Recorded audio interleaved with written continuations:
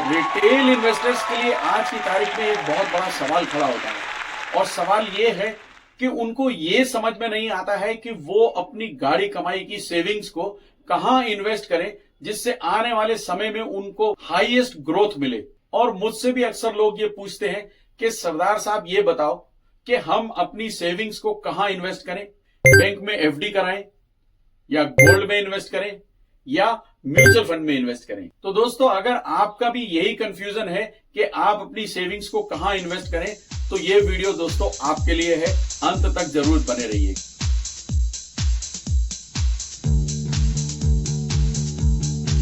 Hi, my name is JS Khanduja और आप देख रहे हैं आपका अपना यूट्यूब चैनल निवेश बड़ी। दोस्तों, पहली बार अगर इस चैनल पर आए हैं तो आपसे रिक्वेस्ट है कि इस चैनल को सब्सक्राइब कर लें और बेल आइकन को दबा दें। बैंक में फिक्स डिपॉजिट बहुत ही सिंपल होता है, बहुत ही इजी होता है।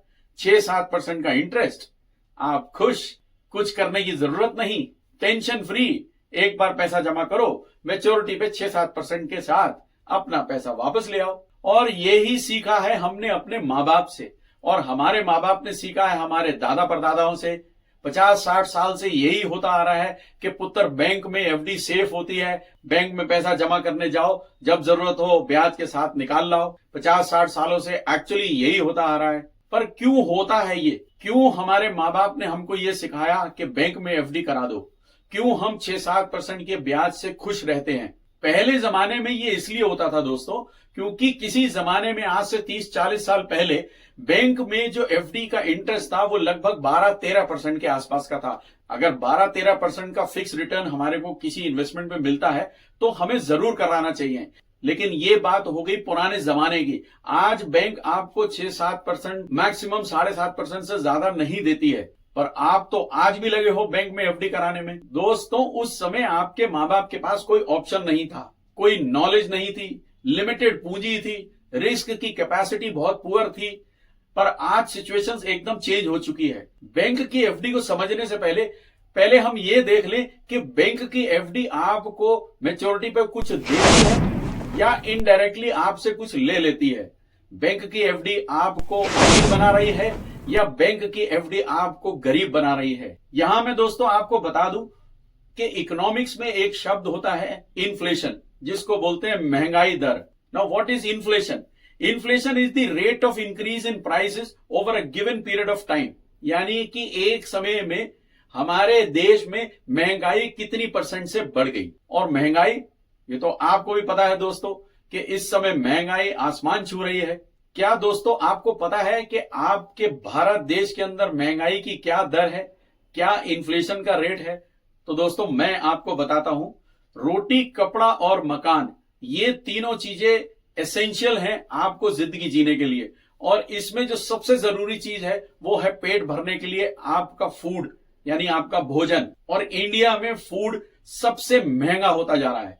करंटली इंडिया के अंदर जो फूड प्राइस का इन्फ्लेशन है वो 8.33% का है। जुलाई 2023 में जो फूड प्राइस इन्फ्लेशन का रेट था वो 11.5% से भी ऊपर का था। दिसंबर 2019 में ये 14.12% का था। और वेजिटेबल इंडेक्स की अगर बात करें दोस्तों, तो पिछले 6 महीने से लगातार ये 27.8% का रहा है।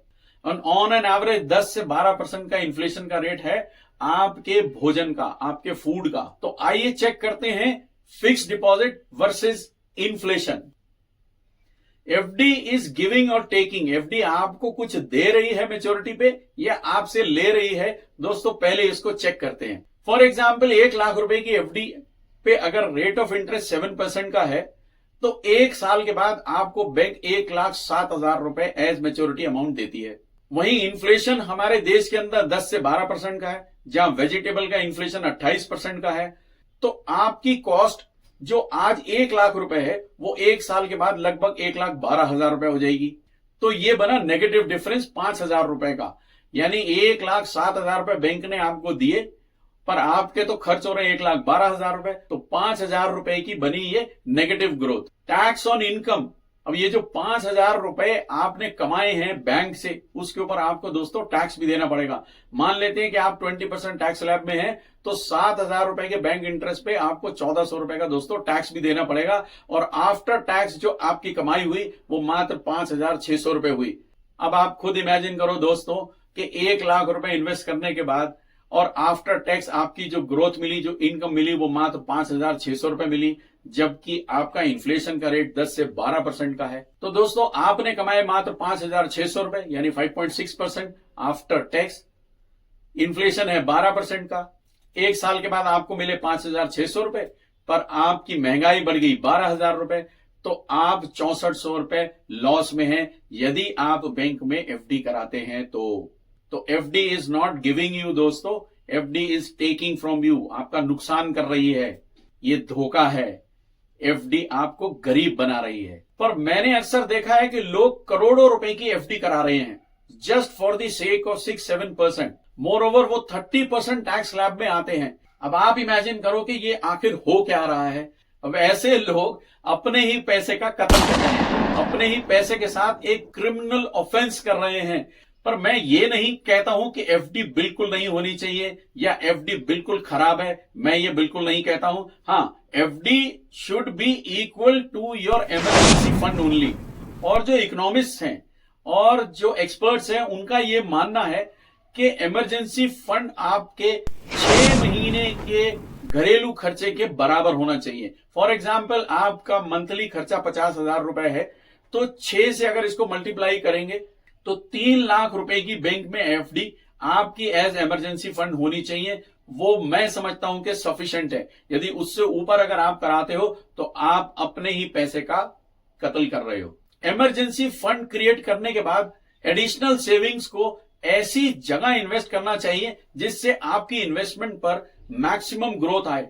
टैक्स एफिशिएंट भी होनी चाहिए वो इन्वेस्टमेंट, एंड इंपॉर्टेंटली इन्फ्लेशन को या महंगाई को बीट करे। आप चाहें तो गोल्ड में पैसा इन्वेस्ट कर सकते हैं या इक्विटी में इन्वेस्ट कर सकते हैं। इक्विटी में या तो आप डायरेक्ट स्टॉक्स में इन्वेस्ट कर सकते हैं या थ्रू म्यूचुअल फंड्स के आप जा सकते हैं। दोस्तों गोल्ड में अगर आपने पैसा इन्वेस्ट करना है तो always choose sovereign gold bond as an investment. Gold jewellery कभी नहीं खरीदनी चाहिए। सॉवरेन गोल्ड बॉन्ड्स क्या है, इसमें पैसे कैसे इन्वेस्ट करे जाते हैं, इसकी पूरी डिटेल्ड वीडियो चैनल पर अवेलेबल है। चैनल पर मौजूद इस वीडियो में आप चेक कर सकते हो। Now let us compare the historical chart. इन तीनों इन्वेस्टमेंट्स में चेक करते हैं कि बैंक की एफडी ने, गोल्ड की इन्वेस्टमेंट ने और म्यूचुअल फंड की इन्वेस्टमेंट्स ने आपको पिछले 10, 15, 20 सालों में क्या दिया। तो एनुअलाइज रिटर्न की अगर बात करें तो लास्ट 5 ईयर से बैंक में एफडी लगभग 7% के एवरेज पर है। गोल्ड ने पिछले 5 सालों में 13.5% का रिटर्न दिया है और म्यूचुअल फंड ने 15% के आसपास का रिटर्न दिया है। लास्ट 10 इयर्स में बैंक की एफडी सेम 7% पे है, गोल्ड ने 8.8% की ग्रोथ दी है, म्यूचुअल फंड्स ने वही एवरेज 15% के आसपास ग्रोथ दी है। एंड लास्ट 20 ईयर से बैंक की एफडी सेम है 7% पे, गोल्ड 9.9% पे और म्यूचुअल फंड अगेन 15% पे है। अब आप कहोगे कि म्यूचुअल फंड को 15% कैसे मान लिया, ये तो कोई गारंटी नहीं है।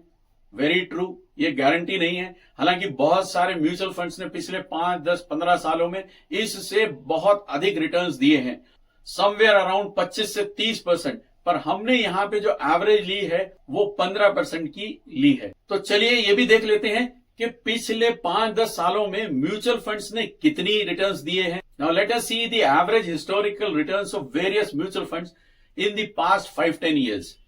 अपनी स्क्रीन पर आप देख सकते हो कि टॉप 17 म्यूचुअल फंड्स में से एक ऐसा फंड है जिसने 21.6% की एवरेज रिटर्न दी है पिछले 5 साल में, और 10 साल में एक फंड ऐसा है जिसने 18.4% की रिटर्न दी है। तो ये लोएस्ट रिटर्न है पिछले 5 साल और 10 साल की। अगर हाईएस्ट रिटर्न की बात करें दोस्तों तो क्वांट स्मॉल कैप फंड ने 5 साल में 39% से ऊपर के रिटर्न दिए और 10 साल में क्वांट के टैक्स सेवर फंड ने 24% से भी ऊपर के रिटर्न्स दिए हैं। तो हमने तो सिर्फ यहां पे एवरेज 15% को माना है। Now let us understand this with an example. अगर 10,000 रुपए पर मंथ पिछले 5, 10, 20 सालों से इन्वेस्ट किए होते तो बैंक की एफडी में या गोल्ड में या म्यूचुअल फंड्स में इन्वेस्ट करने के बाद हमें कितनी ग्रोथ मिलती।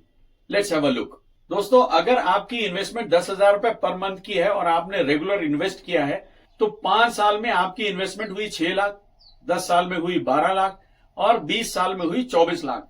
एफडी आपकी 6 लाख की बन गई 7,20,000 रुपए। गोल्ड की इन्वेस्टमेंट आपकी 6 लाख से बन गई 8.59 लाख और म्यूचुअल फंड बन गए आपके 8.96 लाख।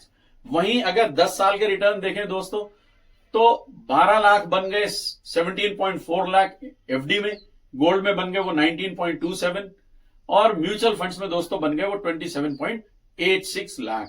दोस्तों, वहीं अगर 20 साल के टर्म को देखें तो 52 लाख रुपए से अधिक बनते हैं फिक्स डिपॉजिट में, 75 लाख से ऊपर बन गए गोल्ड में और म्यूचुअल फंड्स में बने दोस्तों 1.51 करोड़।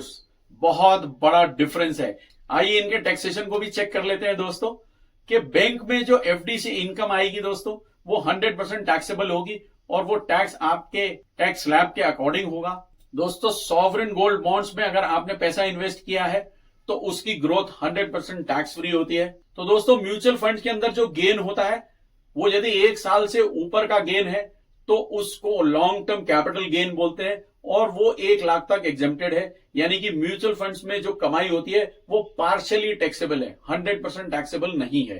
तो म्यूचुअल फंड की इस इनकम पे जो long term capital gain tax लगता है उसे कैसे बचाया जा सकता है, चैनल पर मौजूद इस वीडियो में आप चेक कर सकते हो।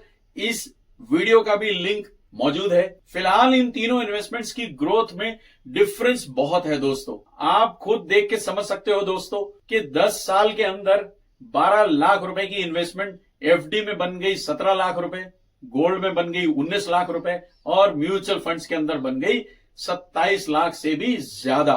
खुद समझ सकते हो कि एफडी आपको गरीब बना रही है और म्यूचुअल फंड आपको अमीर बना रहा है। अगर आपकी इन्वेस्टमेंट के रिटर्न्स या उसकी ग्रोथ महंगाई को बीट नहीं कर पा रही है दोस्तों, या वो इन्फ्लेशन को बीट नहीं कर पा रही है, तो ऐसी इन्वेस्टमेंट से क्या फायदा। बैंक की एफडी आपको ग्रोथ देने की बजाय आपको गरीब बना रही है। बैंक की एफडी केवल इमरजेंसी फंड के लिए है। आपके मंथली एक्सपेंसेस के 6 टाइम्स बैंक की एफडी बहुत होती है। उससे ऊपर जो भी आपकी सेविंग्स है वो या तो सॉवरेन गोल्ड बॉन्ड में और मेजरली म्यूचुअल फंड्स में आपको इन्वेस्ट करना चाहिए, जिससे आपको मैक्सिमम ग्रोथ मिले।